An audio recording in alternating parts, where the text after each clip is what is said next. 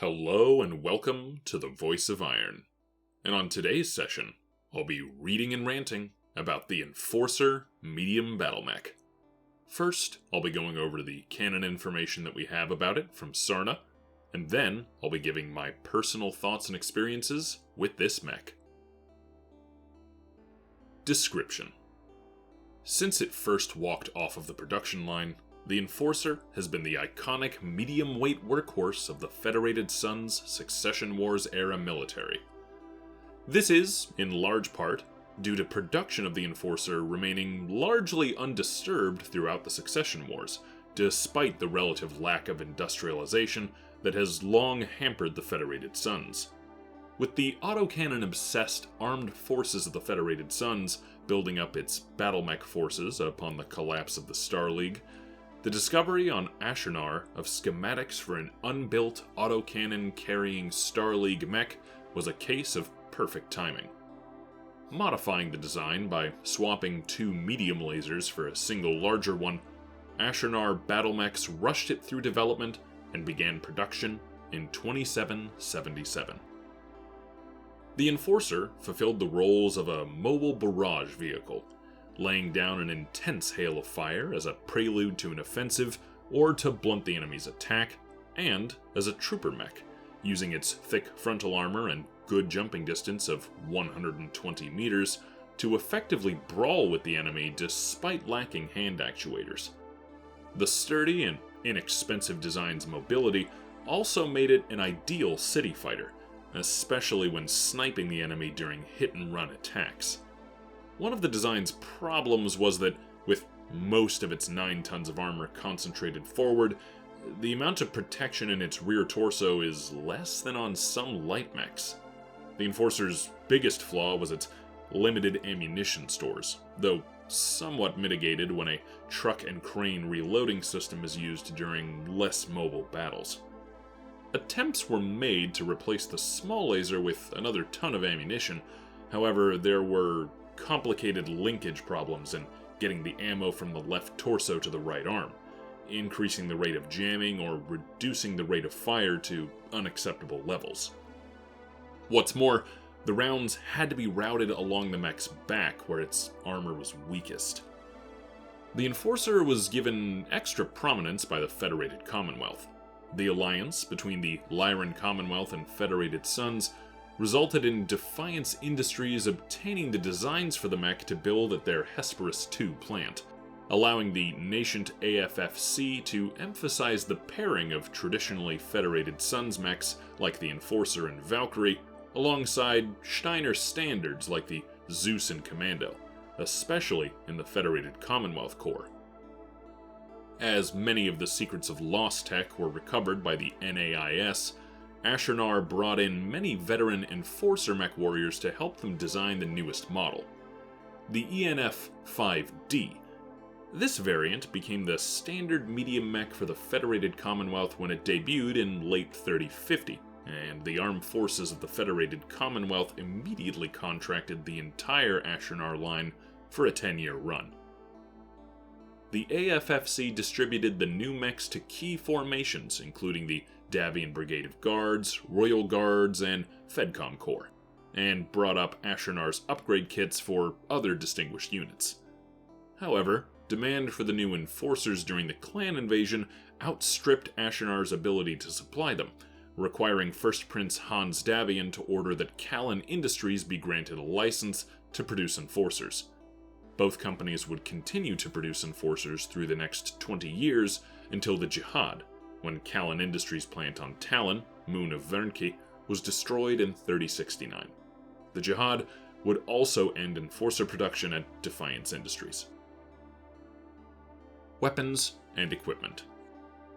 The Enforcer 4R's primary weapon is a Federated autocannon AC-10, an excellent large-caliber model firing in bursts of 10 rounds and whose cooling jacket doubles as a protective sleeve for engaging in hand-to-hand combat.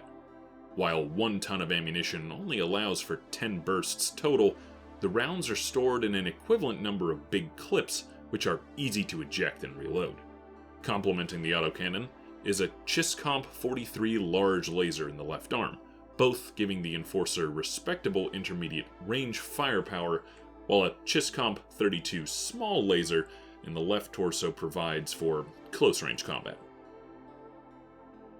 Variants. The ENF-5D. First walking off the production line in late 3050, the 5D Enforcer is a major upgrade to the standard mech, meeting many of its pilots' desire for something faster, better protected, and with more endurance. The Nissan 200 engine has been removed and replaced with a Magna 250 extra light engine, increasing the Enforcer's top speed to 86.4 km per hour, and the amount of space available for other additions. The armor has been stripped from the mech and replaced with Starguard CIV ferrofibrous armor with case to protect against an ammunition explosion, while the weapon's payload has also been changed.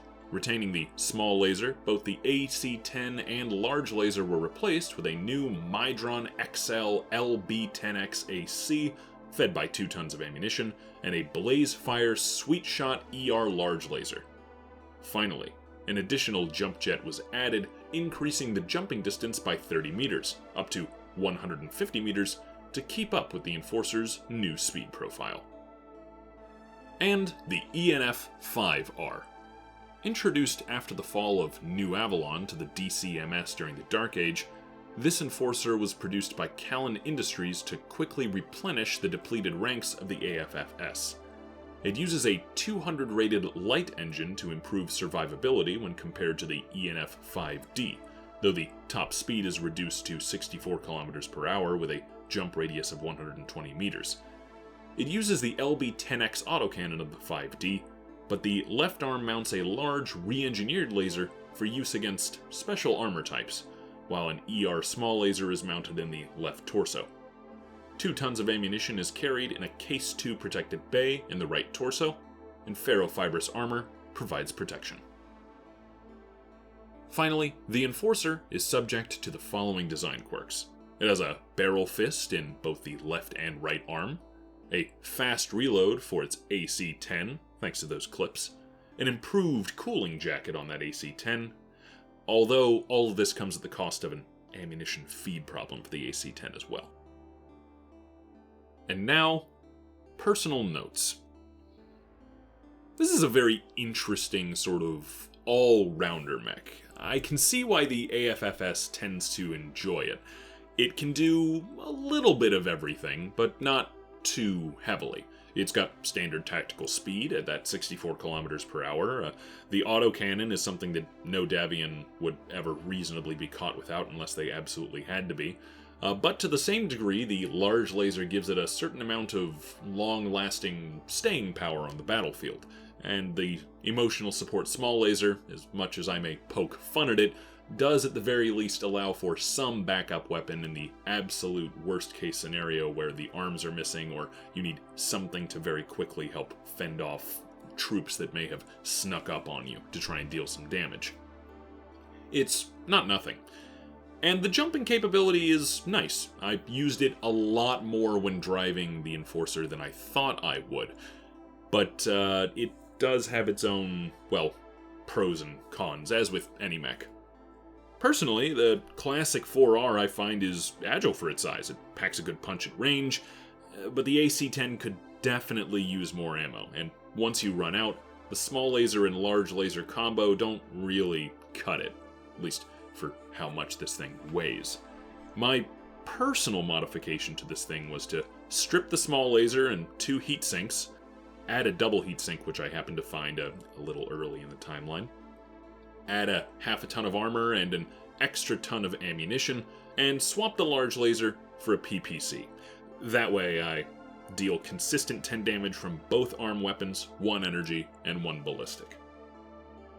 I'm not gonna lie, it overheats pretty heavily. Even with that double heatsink in there, it still overheats pretty bad.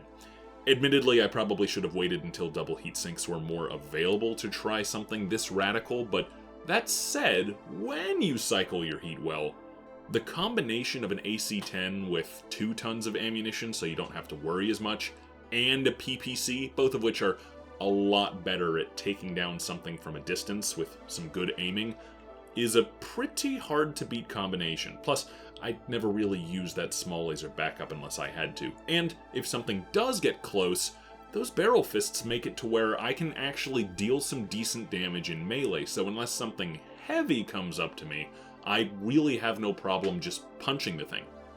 I remember at one point I was on a ridge with this customized thing. I had just lost sight of, I think it was a Vindicator that was coming up on a base. I ordered the rest of my Lance to try and take down some of the mechs that were trying to sneak up behind on the opposite side, and I hopped up onto this little rock formation that the Vindicator was trying to sneak around. I know that Vindicator saw me shooting at him, but no doubt I was out of his visual range as soon as he left mine. So I hopped up on top, and then, sure enough, I peek my head over the edge, and there is the Vindicator walking down in this little valley. I jump down behind him and start punching the heck out of his back armor, firing everything at point blank in between punches just to try and take him down, and I ripped this guy apart. It was pretty fun and pretty scary for him because, I mean, I had a perfect shot at his back armor from the get-go. I admittedly tried to DFA a little, but it's always hard to land those, so nothing lost, but still, nonetheless, that's not something that I ever pictured this thing doing until I did it, you know. The tactic that I just indicated sounded more like something that I would use, say, a lighter mech or an ambush mech for, but this thing can really fill a variety of roles. It can snipe pretty well, especially my personal modification.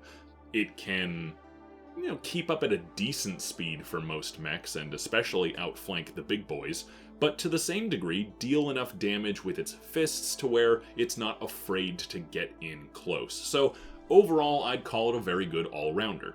Now, I'm not going to call this thing amazing or spectacular. I'm not going to heap praise on it like I did with the Thunderbolt or something like the Nova, but to the same degree, that's not what this thing is designed for. It's a good trooper mech, it's a good frontliner, and frankly, I found it to be a pretty good sniping mech, at least at mid-range sniping, you know. This thing's not going to be taking out anything from across the field, but it will be taking out things that are starting to close in before your brawlers have to deal with them, and it can take out brawlers before they're ever a problem. I can see something like a classic Hunchback 4G and just lay into it before it ever gets a chance to get a shot off, before closing in to take it down, punch it to pieces. And it feels good to drive this thing. So, it's a solid mech. Davion, as much as they're not my favorite faction, did make a good call when making this one of their primary troopers. And overall, if you're looking for something mobile, straightforward, easy to use, easy to maintain, I'd say the Enforcer's pretty hard to beat for a mainline, affordable mech. Any Lance Commander would do well to have some type of generalist like this on their team. Anyway, that concludes today's Reading and Rant, and thank you for listening to my voice.